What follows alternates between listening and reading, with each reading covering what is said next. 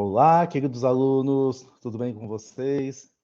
Como foi a semana? Tudo certo? Então vamos lá, pessoal. A minha internet está um pouco lenta, não faço ideia. Vou ter que ligar lá para o Americanet aqui. Nunca deu problema, mas esse ano tá um pouquinho mais complicado as coisas aqui. Eu troquei de camisa, fiz 2 aulas com uma camisa preta, uma camisa diferente hoje, né? Ah, Então, deixa eu aqui, não vamos perder muito tempo, né? Vamos para o slide. Compartilhar. Ainda não me acostumei com esse Teams Web. Eu preciso atualizar o sistema operacional do meu computador. É muito mais fácil usar o aplicativo.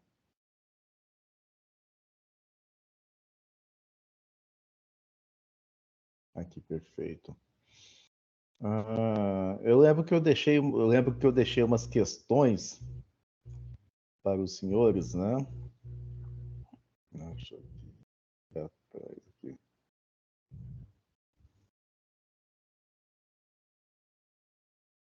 Aqui, tá? Eu acabo fechando a câmera para não correr o risco de travar aqui, tá, pessoal? Até eu consertar esse problema aqui.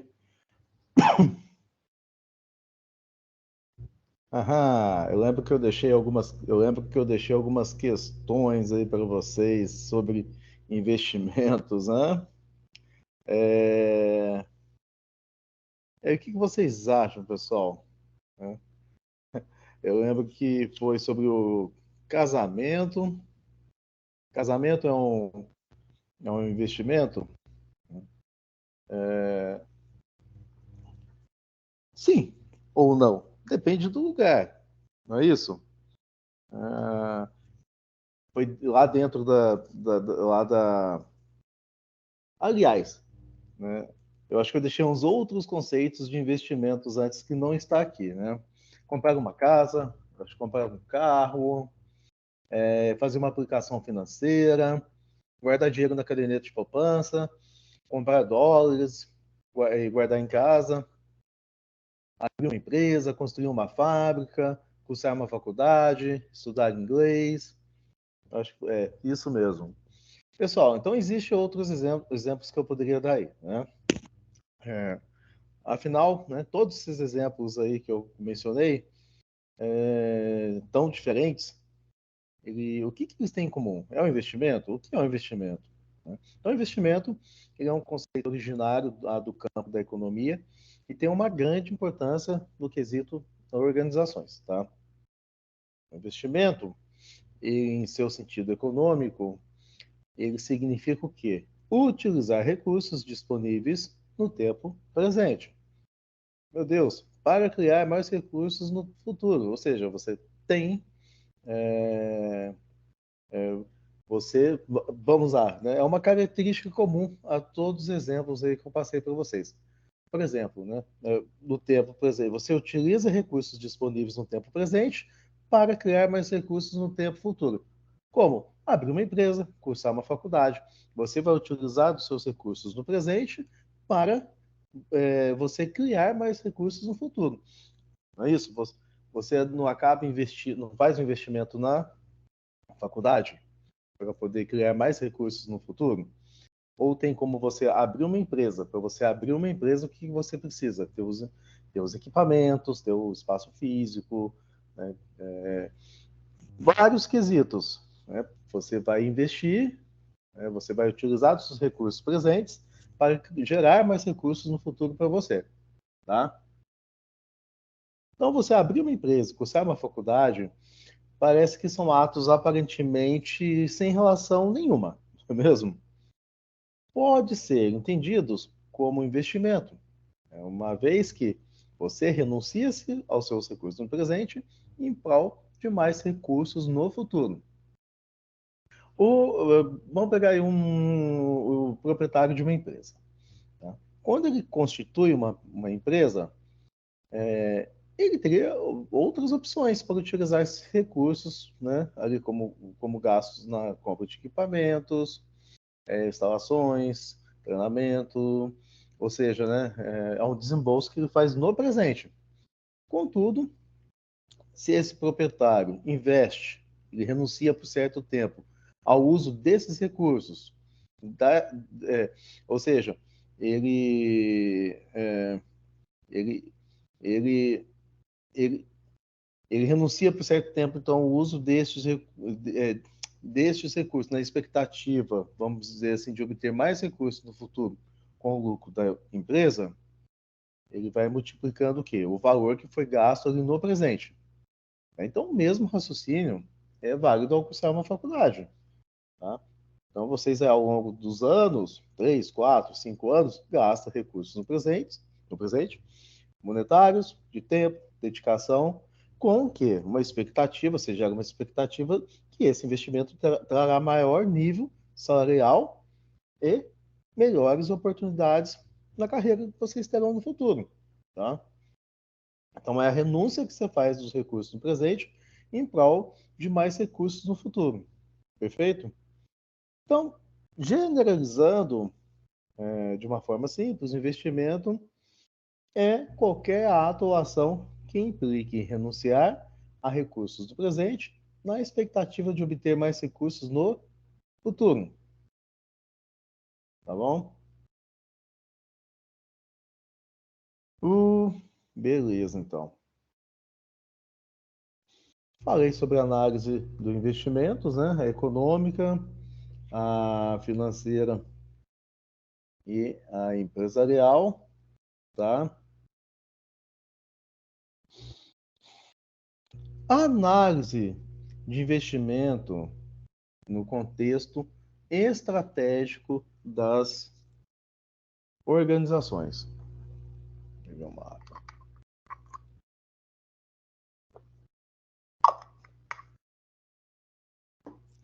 Pessoal, toda organização ela possui o quê? Um plano estratégico. Tá? Ou seja, minha mesa está balançando. Uma estratégia formal ou informal, detalhada ou simplificada.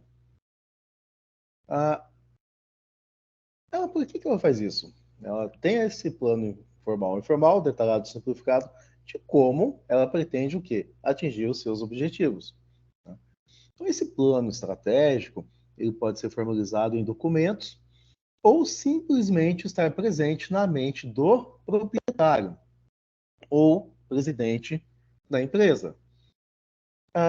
Mas, contudo, a sua realização, ela está o quê? Intimamente ligada à análise dos investimentos necessários à sua realização. Por exemplo, tem muitas empresas que fazem orçamentos empresariais. Temos vários tipos de orçamentos empresariais. O orçamento a custo zero, a base zero, tem o orçamento mais agressivo, tem vários tipos de orçamentos, tá? Mais tarde, em outras aulas, eu falo um pouquinho dos tipos de orçamentos que existem nas empresas, tudo bem? Então, esses orçamentos empresariais, eles são o quê? Ferramentas de planejamento e controle, nas quais se projetam o quê? Receitas, custos e despesas. Tá? Isso é um orçamento empresarial. Ele projeta, ele vai projetar receitas, custos e despesas, e vai o quê? Ele vai estimar os resultados futuros da organização. Tudo bem? Então, o orçamento, no fundo, ele é a estratégia da empresa traduzida em números. Em números. E essa ferramenta ela só tem validade quando vinculada a uma análise de investimento. E essa análise de investimento ela tem que ser adequada, tá? Porque ela vai determinar, ou ela determinará, a viabilidade desses planos futuros, que foram o quê? Traçados ali pela organização. Beleza? Ah, o mercado financeiro, o mercado financeiro, o mercado financeiro e análise de investimentos. O mercado financeiro aqui tem e análise de investimentos, tá? O mercado financeiro e análise de investimentos tem hora que dá uma travada, né? Então vamos lá. Podemos chamar aí o mercado financeiro ou bancário de instituições e operações ocupadas com o fluxo do quê? O que acontece lá dentro do mercado financeiro? O fluxo do quê, pessoal? De recursos monetários entre os agentes econômicos. Tudo bem? Basicamente, é um mercado de emprestadores, né, que emprestam, e os tomadores de empréstimos, em que o valor da remuneração do empréstimo, dos empréstimos, é chamado de juros, ou, em termos percentuais, de taxa de juros. Então, essa taxa, ela representa, aí, em dado período, a remuneração relativa que os emprestadores obterão e o custo relativo com que esses tomadores, os tomadores de empréstimos, terão que arcar. Olha que interessante, né? Você empresta, tem para quem emprestar, tem quem vai te dar e tem uns juros que vai ter que arcar, tá? Então, os tomadores de empréstimo terão que arcar com os juros dos empréstimos realizados. As instituições que desempenham esse tipo de função de criação de mercado, o que ele faz ali? É reunindo ali os tomadores e os emprestadores ou operadores, são chamados de intermediários financeiros. Os corretores e os bancos são o quê? Exemplos de intermediários financeiros no mundo moderno. Tudo bem? Então, os corretores e os bancos são exemplos de intermediários financeiros no mundo moderno. Quem são? Aí vocês têm os depositantes. Vocês têm os depositantes de um banco né, emprestam dinheiro, os depositantes de um banco emprestam dinheiro ao banco e este faz empréstimo com fundos nele depositados. Então você tem um banco que empresta dinheiro a outro banco e este faz empréstimo com os fundos que foram depositados ali por outro banco, tá? Então essencialmente o banco ele é um intermediário entre os depositantes e os tomadores finais de recursos. Então, ele, para o mercado, para fazer o mercado, o que precisa? Assegurar que ele se equilibre. Esse equilíbrio do mercado significa que o volume total que as pessoas desejam emprestar deve ser igual ao volume total que as pessoas desejam tomar emprestado. E a gente precisa, ou precisamos compreender também, que o equilíbrio do mercado ele está ligado ao valor da taxa de juros. Então, taxas de juros tem tudo quanto é lugar. Ou seja, né, taxas de juros mais elevadas incentivam o quê? Os emprestadores, que são os poupadores, a depositar mais recursos nos bancos. Né? Então, as taxas de juros mais elevadas incentivam os poupadores a depositar mais recursos nos bancos, com o objetivo de receber o quê? Remuneração proporcionada por essas taxas.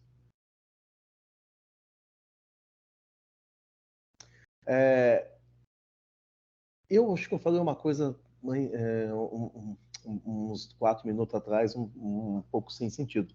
Eu falei que os depositantes de um banco, né, emprestam dinheiro ao banco, porque um banco empresta dinheiro a outro banco. Estou confundindo com a aula de economia aqui. O depositante são pessoas que emprestam dinheiro ao banco. Então, eles são chamados de depositantes de um banco, tá bom? Só corrigindo ali atrás o que eu falei, né? Que os depositantes de um banco emprestam dinheiro ao banco. Óbvio. Então, o depositante são pessoas que emprestam dinheiro ao banco. Você, quando empresta, quando você abre uma caderneta de poupança, você coloca o seu dinheiro lá, o seu banco empresta esse dinheiro para outra pessoa. Ele é assim, se vou depositar lá 5, 6 mil reais no banco, abrir uma caderneta de poupança. ele vai te dar uns juros ali de 0,4%, 0,5% ao mês, só que ele pega esse dinheiro seu e empresta para uma outra pessoa que está precisando. Ele empresta com juros a 6, 7, ou 4, 5%. Né? Então, o banco sempre ganha. Tudo bem? Então, voltando aqui. Então, o mercado tem que ter um equilíbrio. Tudo bem? Então, se a taxa de juros mais elevados, incentiva o quê? Esses emprestadores de dinheiro, chamados de poupadores, a depositar mais recursos nos bancos. Ele sempre com o objetivo do quê? De receber a remuneração proporcionada por essas taxas, que estão elevadas, e vai aproveitar o momento. Por outro lado, se as taxas de juros caírem de forma representativa, esses emprestadores ou poupadores, eles serão o quê? Desestimulados a depositar seus recursos no banco, pois sabem que os seus rendimentos ali vão que cair, vão ser menores. Portanto, o mercado ele precisa encontrar uma taxa de juros ali de equilíbrio. Isto é, né, a taxa que os emprestadores desejam fornecer, elas precisam ser exatamente igual à taxa que os tomadores desejam captar. Então, a taxa que os emprestadores desejam fornecer precisa ser exatamente igual à taxa que os tomadores desejam captar. Essa intermediação financeira, ela desenvolve-se de uma forma bem segmentada. Tá? E é cheio de subdivisões que são estabelecidas ali no mercado financeiro. Tem o mercado monetário, o mercado de crédito, o mercado de câmbio, mercado de capitais e tem outros mercados aí, tá? Mercadão de São Paulo, tô brincando, tá? Então, apesar de servir de referência para o estudo de mercado financeiro, esses segmentos aqui, pessoal, muitas vezes eles se confundem na prática, tá? Permitindo ali que as várias operações financeiras elas se interajam por meio de um amplo sistema aqui de comunicação. Tudo bem? Então, o mercado financeiro ele apresenta então uma referência comum para diversas negociações financeiras. A taxa de juros é entendida como uma moeda de troca desses mercados. Tá? Então, o mercado monetário ele envolve o quê? As operações a curto e curtíssimo prazo. Então, ele é o quê? Ele tem um controle mais ágil, mais rápido de liquidez da economia. Né? E das taxas de juros básicas pretendida pela política econômica das autoridades monetárias. Quando fala de liquidez, né, liquidez é ter dinheiro, tá? Quando fala que aquela empresa é líquida, ela tem o quê? Dinheiro para poder pagar as suas obrigações. Então, o mercado monetário ele proporciona então um controle muito ágil e rápido da liquidez da economia, né? Liquidez da economia. Liquidez da economia significa que a economia é o quê? Ela tem que ter dinheiro. Né? O mercado de crédito, ele engloba as operações de financiamento a curto e médio prazo, enquanto o mercado monetário engloba operações a curto e curtíssimo prazo. O mercado de crédito já engloba as operações de financiamento de curto e médio prazo, sempre direcionado ali para os ativos permanentes e capital de giro das empresas. Ativos permanentes, pessoal. Ah, aqui tá, hein? Quero que vocês expliquem para mim, me mandem lá o que é ativo permanente e o que é capital de giro. Beleza? A tarefinha nossa é essa. Tarefields. Tarefields, pessoal. Tarefields. Explicar. O que é ativo permanente. Opa. Permanente. E capital de giro. Tá? Beleza? Uhum.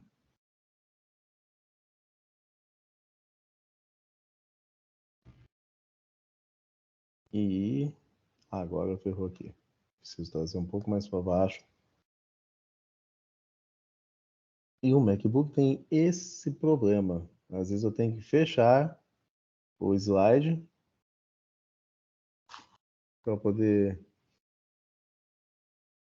depois abrir de novo. Tá vendo? Ele não vem para baixo aqui, ó. Que jossa.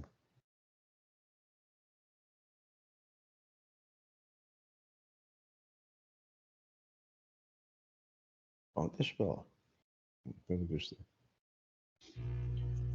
Então essa é a essa é a nossa tarefa. Vocês vão explicar o que é Active Coordination e capital de giro. Beleza?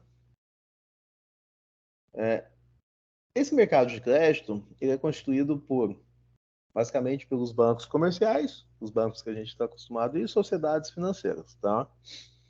O mercado de câmbio ele inclui o quê? As operações de conversão.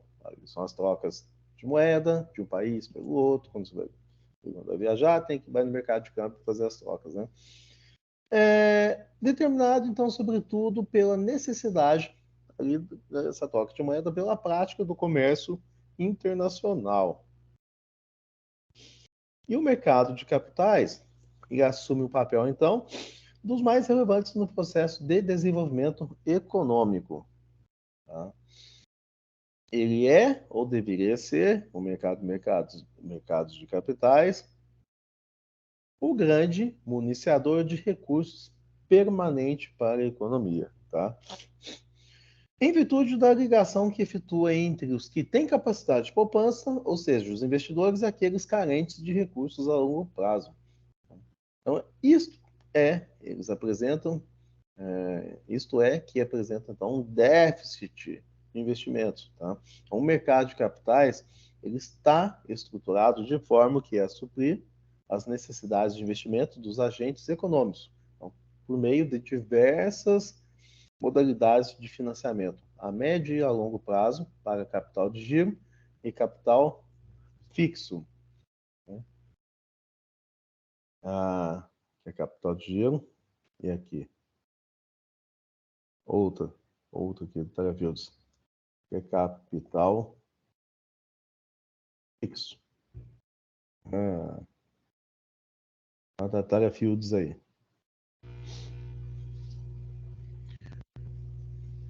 Nesse tipo de mercado de capitais, e como ele está estruturado aí a suprir todo essa, essa parte toda, né, de financiamento, toda a necessidade de investimentos aí dos agentes econômicos, e ele é constituído pelas instituições não bancárias, é constituído então por instituições não bancárias, instituições componentes do sistema de poupança, empréstimos, conhecido como SBP, tá? E diversas instituições auxiliares, tudo bem? Esse mercado financeiro então representa possibilidade de investimentos a pessoas jurídicas ou físicas, são chamadas de aplicações financeiras, e nós vamos ver agora. Quais são as principais aplicações financeiras no Brasil? Né? Quando uma empresa ou mesmo uma pessoa física tem caixa significa o quê? Dinheiro sobrando. Ela pode o quê? Pegar esse dinheiro e aplicar esses recursos no mercado financeiro. Quando você aplica esse recurso, você quer o quê? Receber juros por essa aplicação que você fez. Tudo bem? As empresas que geram muito caixa, elas têm uma grande preocupações com essas aplicações. Né? Então, uma vez que, dadas as altas taxas de juros do Brasil, isso pode significar uma considerável fonte de receita para essas empresas. Quando eu trabalhei na contabilidade, tinha empresa que a, a principal receita dela era a atividade dela que ela desenvolvia, sua atividade principal. E depois, outras fontes de receitas. Era essa parte de investimentos. Ela investia, depois de 2, 3 anos, ela resgatava esse investimento. Tá? Então, na verdade, tudo isso é o faturamento.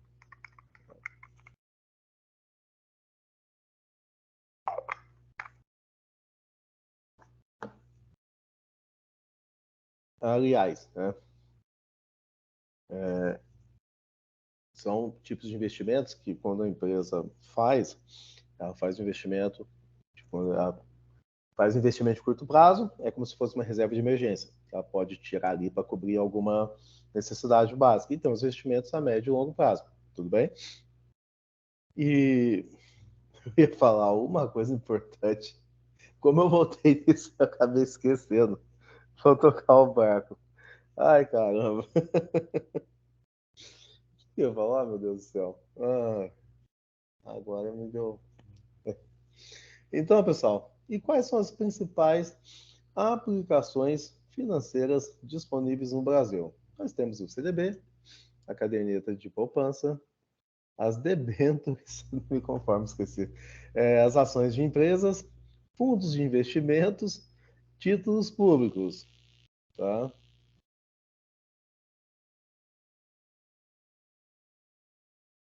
Tô achando que eu já falei isso aqui para vocês.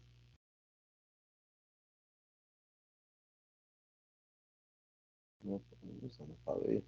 Agora eu estou na dúvida também. Se eu comentei com vocês isso aí. Eu acho, eu acho que eu já comentei isso aqui, né? Tô achando que já. Ah, pessoal, o CDB, né? Se eu comentei, vai de novo, então. O CDB, tem o CDB, a caderneta de poupanças, debêntures, ações de empresa, fundos de investimento, títulos públicos, renda fixa, renda variável ou mesmo mistos, tá? De renda fixa e variável. Começar pela renda fixa. A renda fixa, então, é um tipo de investimento nos quais não há perda do montante investido inicialmente, tudo bem? O que muita gente pensa que às vezes as taxas de juros, as taxas elas são de juros são fixas, né? Nem sempre, tá? Elas podem ser pré ou pós fixada, tá bom? As aplicações pré-fixadas ali, a taxa de juros, ela é o quê? Pré-determinada, ou seja, é determinado no momento da contratação da aplicação financeira, tudo bem? E normalmente ali ela beira ali aos 2% ao mês, tá? Um exemplo. Há aplicações pós-fixadas, as taxas de juros ela é apurada após determinado período, é vinculado a algum tipo de indicador, como taxa Selic, CDI, tudo bem? Ela é pós-fixada. Depois de um determinado período ela vai ser fixada. A, a taxa Selic é a taxa básica de juros da economia, é determinado pelo BC, que é o Banco Central. E, periodicamente, nas chamadas reuniões Copom, o Comitê de Política Monetária decide qual vai ser a taxa de juros. Tem o CDI, Certificado de Depósito Financeiro, ali a taxa do valor próximo ao da Selic, é utilizada para empréstimos, então, entre instituições financeiras a curto prazo. Temos a renda variável. Essa renda variável ela são investimentos nos quais pode haver perda do montante investido, inicialmente, além da perda de juros, os rendimentos, né, também. Então, são aplicações mais arriscadas do que a renda fixa. Tá? Principais modalidades de aplicações financeiras. Aqui faltou. Eu tenho a impressão que o que eu vou falar é sobre renda variável, não é. Então, principais. Negrito.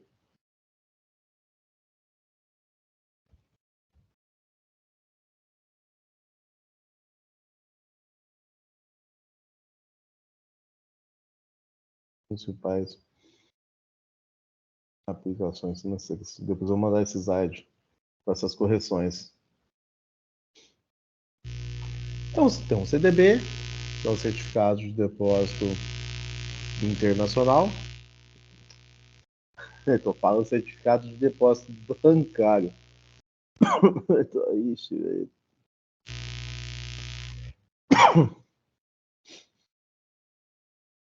então, o CDB, Certificado de Depósito Bancário, é emitido por uma instituição financeira e, normalmente, um banco privado ou público, tudo em troca de um prazo, ou seja, um depósito que só pode ser resgatado após um determinado período.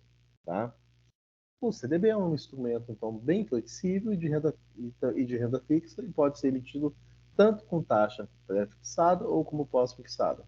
Caderneta de poupança, todo mundo sabe, ela é um instrumento também bem tradicional do Brasil, né, de renda fixa, e atualmente a sua rentabilidade ela é um misto entre taxa fixada e pós-fixada. Tá? Ah, temos aí as debentures. Tá? As debentures aí são títulos emitidos por empresas privadas, normalmente por prazo longos, de 3 a 5 anos. As debêntures são instrumentos de renda fixa e além da credibilidade da empresa emissora. Então, pode oferecer garantias adicionais, como possibilidade de conversões em ações. Tá? Então, a gente está falando de uma SA, tá bom? A SA emite uma debênture e depois de um prazo, ela vai ser ela vai resgatar essa debênture, né? Se ela tiver grana, pessoal. Se ela não tiver, se ela quebrar antes, não vai resgatar nada. Tá? Então, a taxa de juros paga normalmente é pós-fixada, com uma taxa Selic ou CDI. Em alguns casos pode ser mista, com uma taxa pré-fixada, mais um índice de inflação como o GPM. Tá? Ações de empresas negociadas no Brasil. Legal, a gente fosse na Bolsa de Valores, lá no mercado financeiro, isso é bem bacana. A Bolsa de Valores de São Paulo, ela tem por objetivo de facilitar ali, as transações das ações entre as corretoras e negocia centenas de ações ali diariamente. Tá? Ah, se vocês puderem assistir, tem vários filmes bacanas aí sobre mercado financeiro, mas tem é um misto de comédia e de influência, que é Trocando as Bolas, com Ed Murphy, tá? Se vocês puderem assistir, é bem bacana isso aí. Vocês vão dar muita risada também, né? Não é um filme totalmente assim, vai mostrar como é que funciona, mostra como é que funcionam as operações de uma forma bem simplificada, mas o principal objetivo do filme é a influência ali, né? A compra de informações, tá? Chama Trocando as Bolas. Deixa eu colocar aqui. É bem bacana.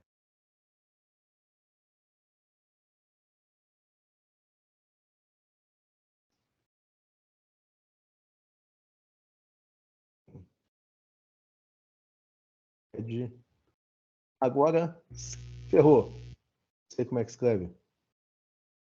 Ed Murphy. Nossa. Bom, Trocando as Bolas. Pronto. É um filme com Ed Murphy. Tá? É bem legal, cara. Serve para vocês darem um pouco de risada e ver como é que funciona aí o mercado financeiro de uma forma mais divertida. Tudo bem? Fundos de investimento. Ah, tá. Eu não terminei ainda o, a parte, né, das ações das empresas negociadas no Bovespa. Ah, então, para comprar ações é necessário ter um intermediário. É necessário você contratar uma corretora de ações que opere a Bovespa. E você vai solicitar o quê? A compra. Tem até os aplicativos aí dos bancos agora. Tem que ficar esperto com isso aí. Né? Então, a ação, quando você compra, ficará sob custódia da corretora. Tá? Então, as ações, elas são instrumentos ali de renda variável. E os seus proprietários, no caso, se vocês comprarem, obtêm retorno do investimento de duas formas. Recebimento de dividendo, equivalente à distribuição de lucros, ou ganhos de capital, quando as ações aumentam de valor. Compra e venda de ações tem várias análises de gráficos para poder analisar, né? Tem os indicadores contábeis, que é muito utilizado também no mercado financeiro, nem todos, mas talvez o de estrutura de capital e os índices de liquidez também. Tem os fundos de investimento. Então, fundos de investimento, eles são condomínios de investidores. Olha que interessante. Condomínios de investidores que se unem para obter então, melhores condições de negociação. Então, esses fundos, eles são administrados por gerentes exclusivos, tá? E apesar de serem muitas vezes ligados a bancos, eles possuem o quê? CNPJ e regras próprias. A sua rentabilidade é calculada ali pelo administrador e repartida entre os investidores. Os fundos, eles podem ser de várias modalidades, sendo duas as principais ali, tá? Pode ser conservadores, aqui, ou agressivos.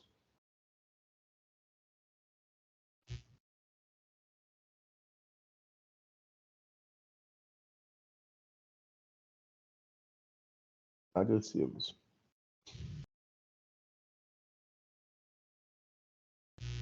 Conservadores eles investem apenas em renda fixa, como CDB, debêntures, títulos públicos, enfim. Não vai ter problema. Dificilmente vai perder. Os agressivos investem em um misto de renda fixa e variável, como ações, moeda estrangeira e outros derivativos. Tá? Títulos públicos.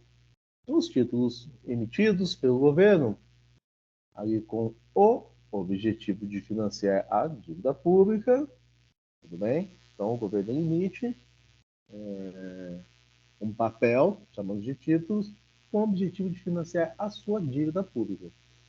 Esses fundos eles podem ser pré-fixados ou pós-fixados, especialmente na taxa Selic, IGPM, IPCA e em moeda estrangeira. Então, existem vários tipos de títulos, dentre os quais nós temos aí o NTN, o LTN e o LFT, e em várias séries e vencimentos.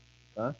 Eles podem ser comprados por fundos de investimentos, empresas ou mesmo até por nós, pessoas físicas. Tá? Cálculo do retorno do investimento. O retorno de investimento, pessoal, ele pode ser definido como ganho ou perda proporcionados pelo investimento em determinado período de tempo. Tudo bem? Então, o cálculo do retorno para a renda fixa e para a renda variável, vou mostrar aqui agora para você. Retorno de renda fixa. Na renda fixa, então, não há ganho ou perda de capital, mas apenas que recebimento de juros. Então, assim, o retorno, também conhecido como rentabilidade, ele é definido aqui pela fórmula retorno igual a juros dividido por investimento. Tá? Exemplo,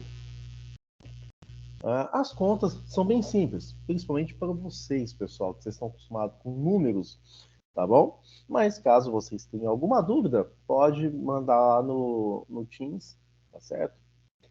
Exemplo, CDB, tá? Pós-fixado de 50 mil. Rendeu juros de 1.000 no mês.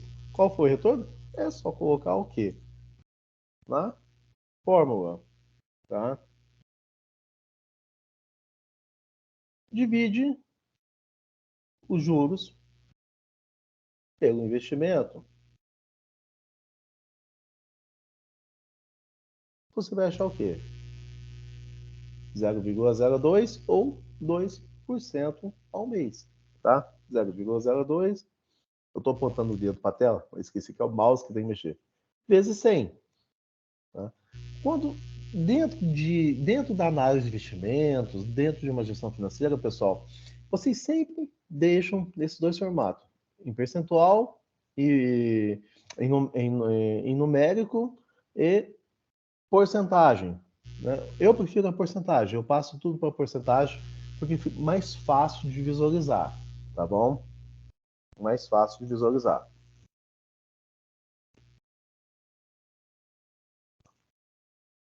Então, aqui, só dividir os juros pelo investimento. Tá? Você fez um investimento de 50 mil e rendeu juros de 1.000. Qual foi a porcentagem ali? Qual foi o retorno ao mês? 2%. Nenhuma crise, né? É uma conta simples, tranquila e fácil. Retorno de renda variável. Retorno de renda variável. Retorno. Preço.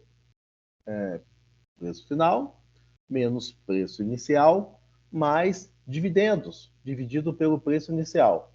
Olha só que legal. Você tem um preço final, você tem menos o subtrai do preço inicial, mais dividendos e o preço inicial. Pessoal, todo mundo sabe fazer operação, né? De subtração, de soma e de divisão.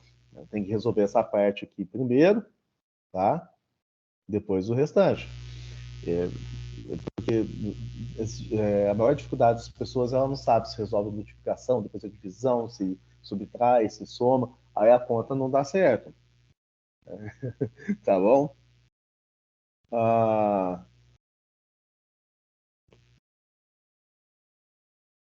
na renda variável, então há dois componentes a serem calculados, né, na renda variável. O ganho ou perda de capital, ou seja, aumento ou diminuição do valor do ativo financeiro. Tá? Fluxo de caixa, normalmente representado por dividendos ou distribuição de lucros. Tá? E vocês sabem que distribuição de lucros não é taxado pelo imposto de renda. Se você tem uma empresa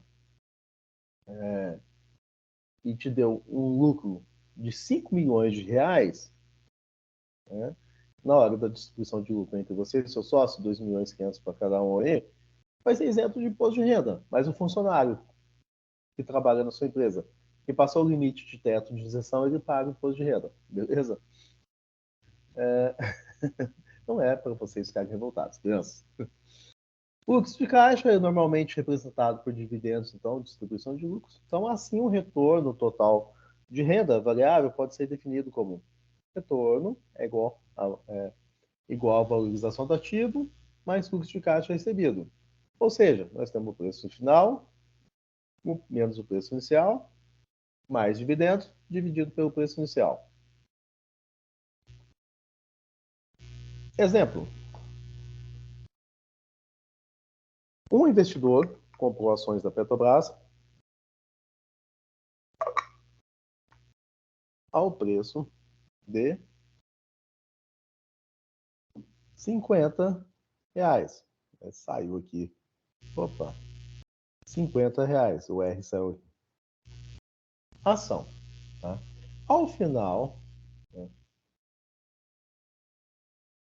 calma aí, o investidor comprou ações da Petrobras ao preço de R$ 50 a ação e da Embraer ao preço de R$ 40 a ação. Então, a Petrobras ao preço de 50 a ação e da Embraer ao preço de R$ 40 a ação. Ao final de um ano, essas ações da Petrobras estavam cotadas a R$ 55. A ação haviam distribuído dividendos de R$ 1. Tá? As ações da Embraer estavam cotadas a R$ 42. E a ação e haviam distribuído dividendos de R$ 8 a ação. Qual o retorno de cada investimento? Então, o investidor comprou ações da Petrobras ao preço de R$ 50 e da Embraer ao preço de 40. Ao final de um ano, né, as ações da Petrobras estavam cotadas a 55. Você está vendo? Preço final, preço inicial. Aqui. Haviam distribuído o quê? Dividendos de R$ 1 a ação, e as ações da Embraer estavam cotadas a 42 e haviam distribuído dividendos de R$ 8 a ação. É só colocar na forma qual o retorno de cada investimento. Qual o retorno de cada investimento? Retorno preço final, né, e preço inicial mais dividendos. Então, nós temos aqui o retorno da Petrobras de 12%. Tá? É só colocar na forma preço final, preço inicial. Tudo bem? Ó, preço inicial e preço final, mais o dividendos. 55, preço final, preço inicial. Tudo bem? Preço inicial, mais dividendos. Resolve isso aqui primeiro, tá? Então, você teve o quê? Da Petrobras, você teve um retorno aí de 12%. E da Embraer, um retorno de 25%. Olha só né, que coisa, né?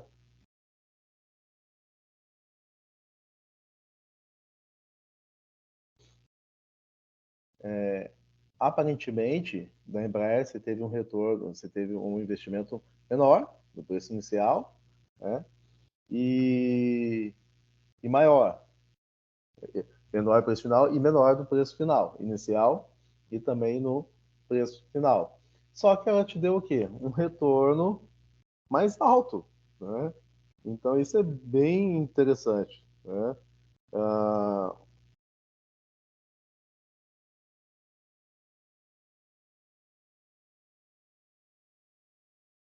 isso é bem interessante porque a verdade, pessoal, né? Isso pode enganar a gente, tá bom? Então a gente tem que prestar muita atenção para não incidir o quê? Em erro, para quem quer investir no mercado de ações, tá? Temos que tomar cuidado, tá? Temos que tomar cuidado.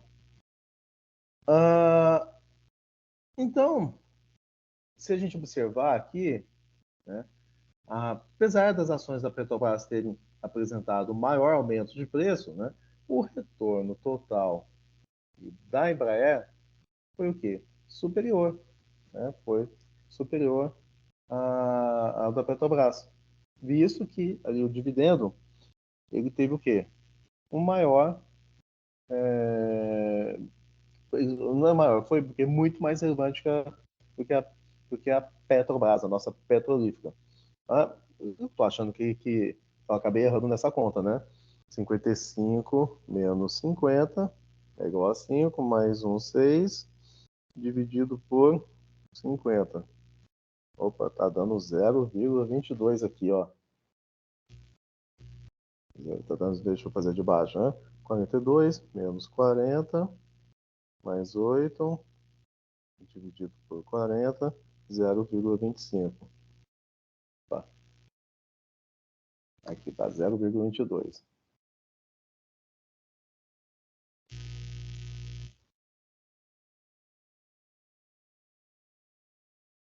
É isso mesmo, né? Amigos deixa a gente maluco de vez em quando. Tá? É, o preço final foi de 55, menos o preço inicial, mais um, tá? Dividido por. Não, tá certo, 0,12. Eita, eu tava dividindo por 40 aqui. 0,12, tá certinho. Oh, meu Deus do céu. É sexta-feira, né, gente? Sexta-feira a gente fica aí já.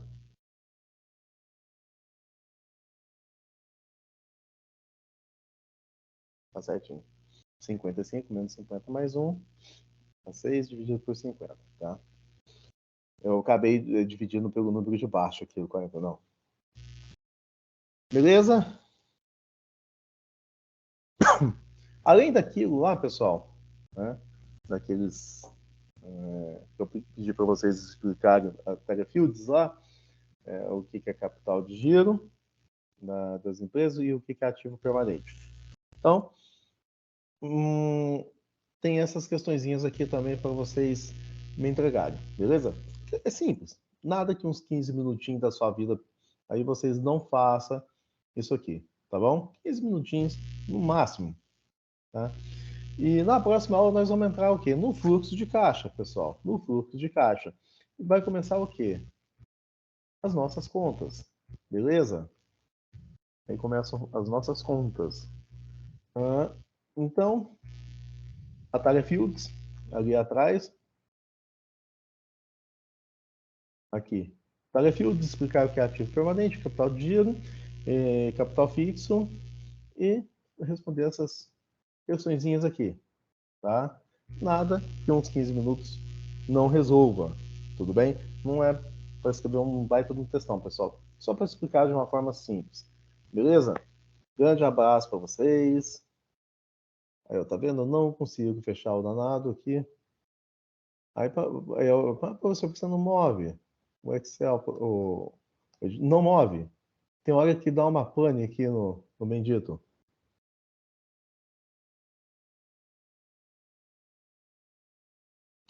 Ah, então, gente, um bom final de semana para vocês, um grande abraço e até a próxima aula. Semana que vem estarei postando outros vídeos, pessoal. Montei o calendário já de umas aulas perdidas atrás, então de reposição, tá? Bom final de semana, parou na gravação. Bye bye, pessoal.